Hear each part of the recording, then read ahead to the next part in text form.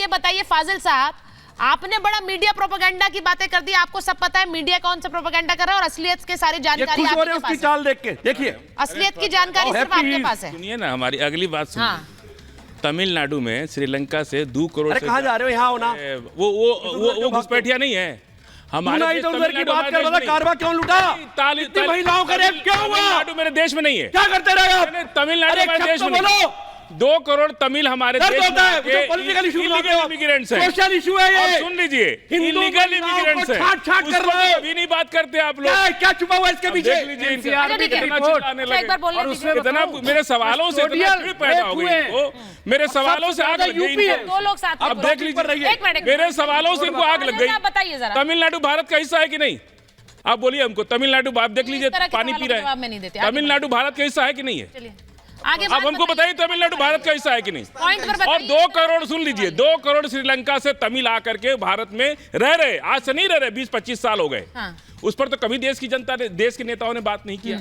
हमारे देश में कानून सबके लिए बराबर है ना, नॉर्थ से लेकर साउथ तक, ईस्ट से लेकर वेस्ट तक, सभी भारत का नागरिक एक संविधान के तहत रहता है। और आप कह रहे हैं कि रोहिंग्याओं को बसने दो, आप कह रहे हैं कि बांग्लादेश से लोगों को आने दो, अवैध तरीके से उन्हें बसने दो, आप उसके प्रोपोगेट कर रहे हैं। इसलिए कह रहा हूँ कि एक बात पर मेरे चिढ़ गई है, और ये कह रहे हैं कि तमिलनाडु की बात छोड़ दीजिए। अरे क्यों छोड़ दे भाई? अरे भाई ऊपर सुन लीजिए, हो जाने से तमिलनाडु की बात आपने लाकर, आप फाजिल साहब आप प्रूव करना चाह रहे हैं, ना विवेचना हुआ, ना कोई केस चला, ना अदालत ने तय किया, क्लोज लीजिए, उसको दोषी करार दिए। यही मीडिया प्रोपेगेंडा होता है। फाजिल साहब, आप कानून को मानती हैं? अरे भाई फाजिल साहब, मैं इस तरह के बचकाने सवालों के जवाब नहीं देती। आप कानून को मानते हैं, तमिलनाडु भारत का हिस्सा है, नहीं, तमिलनाडु भारत का हिस्सा है, ये सब सवाल आप अपने पैनलिस्ट से भी मत पूछिए और यहाँ पर उठाइए। छूट गई, मैं आपसे क्या हो गया उनका? नहीं, ये सब बोलकर फाजिल साहब, कॉमा और फुल स्टॉप भी लगाना होता है।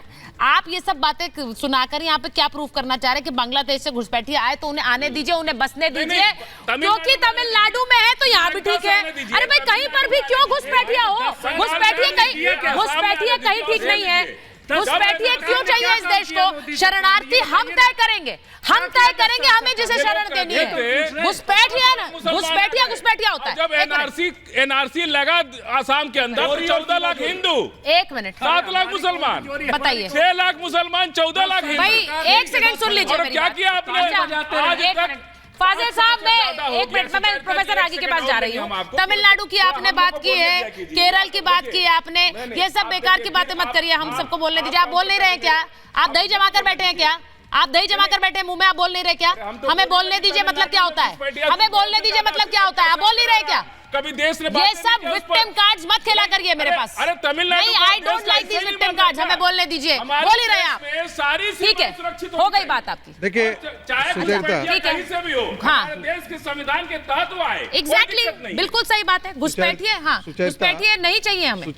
सुचरिता, बार बार ये कहा जाता है कि आसाम के अंदर जब हुआ तो वहां पर इतने ये संख्या मिले, ये इतने हिंदू मिले, इतने मुस्लिम मिले।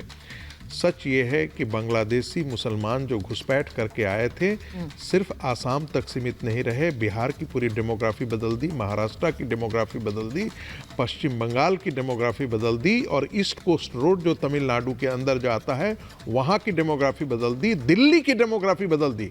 वो सिर्फ वहीं तक सीमित नहीं रहे। कौन सा ऐसा तंत्र है जो एक समाज को बचाने के लिए इधर उधर, और कहा जाता है कि भाई आपको तमिलनाडु से एक मिनट आप बोलिएगा, तमिलनाडु में आकर के रहे आपको कोई परेशानी नहीं थी। हाँ, उनसे परेशानी नहीं है, लेकिन बांग्लादेश और पाकिस्तान से आए मुसलमानों से परेशानी है मुझे, क्योंकि इनके बाप दादों ने इस देश का विभाजन किया था, वो भी इस्लाम के नाम पर। ऐसे इस्लामिस्टों को इस देश में जगह नहीं होनी चाहिए, और ऐसे इस्लामिस्टों को जो इस देश में मदद करने आ रहे हैं उनके लिए भी इस देश में जगह नहीं। बिल्कुल, उनको आप निकाल दीजिए। संगीत रागी जी, आप कह रहे हैं ना, हाँ। 10 साल इस सरकार, ये मोदी जी की सरकार स्ट्रांग सरकार रही, आखिर क्यों उनको निकाला नहीं गया? क्यों कोई कार्रवाई नहीं की गई? क्या वजह थी? अब ये बताइए, क्यों? वो कह रहे हैं कि घुसपैठियों पर पॉलिटिक्स करते रहे आप। दूसरा ये कि जब किसने खड़ा किया था, एक मिनट, इसका जवाब जब आसाम में उसका जवाब कंप्लीट हुई, जब भी डबल इंजन की सरकार नहीं होगी तभी ऐसे फल उसके सामने निकलेंगे। ममता ने कैसे संरक्षण इसमें डबल इंजन की सरकार क्या जरूरत दिया ममता ने? ये जवाब है इनकी बात का। अच्छा, ये जवाब है इनकी बात का। आप बोलिए, यही जवाब है इसकी बात का। मुमताज जी और वो बात कर रहे हैं ना, आप बीच में यही जवाब है मुमताज की बात का कि क्यों आज तक 10 साल मोदी जी की सरकार नहीं कर पाई, क्योंकि ममता की सरकार, अरे आसाम में किसकी सरकार? पनी बन के आसाम में किसकी सरकार है बताइए ना? यही एकमात्र आसाम में है। और रागी जी ने तो कहा, एक बार संगीत रागी ने कहा कि हर जगह शाहजहां शेख है, जब हाई कोर्ट ने बिहार में है, तमाम है, करता रहा, बिहार में भी लड़कियों को सरकार बुलाओ, उनके घर पे कब्जा करता रहा, ट्राइबल्स की जमीन को बेच दिया, शाहजहां शेख को ट्राइबल की जमीन तो कारपोरेट बेच रहा है, सरकार ने कारपोरेट बेच रहा है। अच्छा ठीक है, मैं जरा एक बार हिंदू तड़पने लगा, उसके ऊपर नहीं तड़प रहा है, नहीं तड़प रहा है, अल्लाह का जाके गिरफ्तार किया। एक बार सुनिए, किसका है? हिंदू बहुत अच्छे से रह रहे हैं, ममता सरकार का है। मत डरवाइए, ठीक है, ममता सरकार का संरक्षण। मत डरवाइए जी के पास जा रहे हैं। अच्छा हाफिज, जमीन तो दलित अरे भाई फाजिल साहब, यही कारण है। मैं एक बार अवधेश जी के पास जा रही हूँ। जमीन फाजिल साहब, एक minute, Sanjeev ji please please, एक एक करके डिवाइड एंड रूल करना है। भाई फाजिल साहब, हिंदू समाज को I divide do not debate like this. एक मिनट रुक जाइए, अवधेश जी जरा बताइए। मैं इसको सीधे सीधे क्या ममता बनर्जी की सरकार और उसकी अक्षमताओं से जोड़कर नहीं देखूं? मैं इसलिए पूछ रही हूं क्योंकि संदेश खाली में शाहजहां शेख एक व्यक्ति नहीं है, वहां कई शाहजहां हैं। ये ऐसे शाहजहां बनने और पनपने की इजाजत किसने दी, क्यों दी? सवाल ये। ममता सीपीएम बस मैं केवल एक मिनट, देखिए, अवधेश जी का नाम लिया, एक करे- अवधेश जी का नाम लिया है मैंने, अवधेश जी का नाम लिया है मैंने। Fazil ji, your name is not Awadhesh ji. नहीं, अवधेश जी बोलेंगे, अवधेश जी बोलिए। ऐसा है, पहले तो ये एक अवधेश जी बोलेंगे, मैंने बोला, ठीक सारी है। दुनिया का ऐसा है कि पहले बताइए, अवधेश जी। पहले तो एक डाटा हमारे देश में लगातार देखिए, ऐसा है कि श्रीलंका का तमिल रिफ्यूजियों की संख्या जो है एक जगह 58,200 है, एक जगह 33,200 है, कुल मिला के 90,000 1 लाख के आसपास है, 2 करोड़ कहीं नहीं है। ये तमिलनाडु सरकार की 23 नवंबर 2023 की रिपोर्ट है, जो उसमें भी 95% को सेंट्रल गवर्नमेंट के ऑर्डर से आधार कार्ड दे दिया गया है। उसमें भी 60% से ज्यादा को बैंक अकाउंट्स दिए गए हैं, भारत के लोगों से शादी करने तक की अनुमति दे दी गई है। तो आप उसके बारे में मत सोचिए कि कोई नहीं सोच रहा है।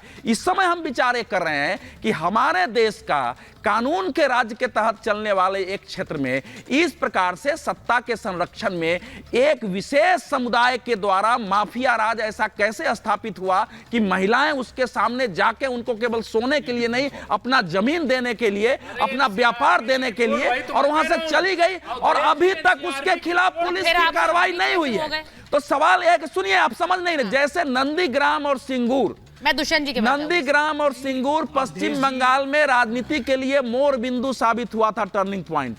वैसे ही संदेश खाली एक मोड़ बिंदु साबित हो रहा है। संपूर्ण पश्चिम बंगाल के हिंदुओं में इसको लेके आक्रोश है, लोग उठ के खड़े हो रहे हैं।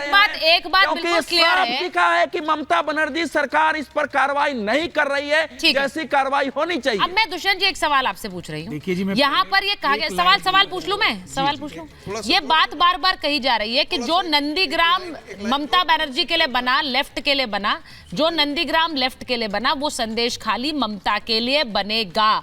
2024 का चुनाव बिल्कुल सर पर है। बंगाल में पिछली बार बीजेपी ने सीटें निकाली थी जिसमें सबको हैरानी हुई थी, लेकिन उन्होंने इनरोड्स कर ली थी। इस बार संदेश खाली के बाद क्या पश्चिम बंगाल में वो होगा? क्या हम उम्मीद कर रहे हैं कि, क्या हम ये देख रहे हैं अपने सामने कि पश्चिम बंगाल में बीजेपी सीटें निकाल लेगी? क्योंकि संदेश खाली है, नंदीग्राम वाली हिस्ट्री रिपीट हो रही है। जी।